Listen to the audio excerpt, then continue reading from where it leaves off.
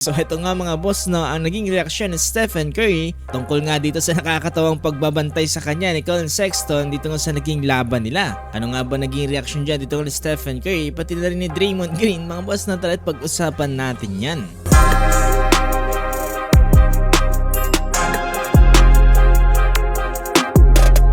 So kahapon nga mga boss sa naging laban ng Golden State Warriors kontra nga dito sa Charlotte Hornets ay tinalo ng Warriors. Ito ngang Hornets, final score na 136-116. Nanguna nga dito para sa Warriors atong si Melton with 24 points tapos sinusundan ni Draymond Green with 20 points. Nakapagtala naman dito si Stephen Curry ng 14 points. Pero ito kasi nakakatawa mga boss no, sa kalagitnaan ng laban na to ay mayroong isang point na kung saan etong si Collin Sexton sinundan etong si Stephen Curry hanggang dun nga palabas ng tunnel. Ang gusto kasing lokohin ni Stephen Curry etong si Collin Sexton mga boss no, na sobrang grabe ang pagbabantay sa kanya. Talagang lockdown mga boss, hindi makawala si Steph. E naman talagang natawa na nga lang dyan etong si Stephen Curry sa ginagawa sa kanya dito ni Sexton.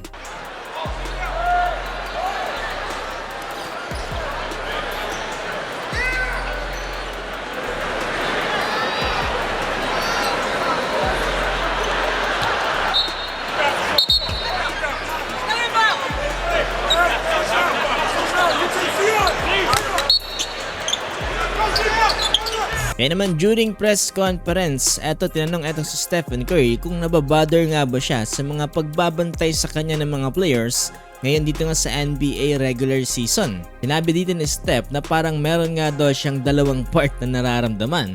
Yung isang part ay nararamdaman niya na parang hindi na nga daw ito basketball.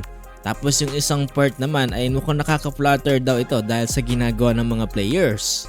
There's a part of you that like fights it just because it's not real basketball, but there's also a part of it that's flattering, just knowing that you demand that much attention and also what it does to create shots for other guys on the floor. So, and I've seen it all, so I know if that's how they want to guard, like how I can be effective, not let it take me out of the game, but also kind of use it to our advantage as a team.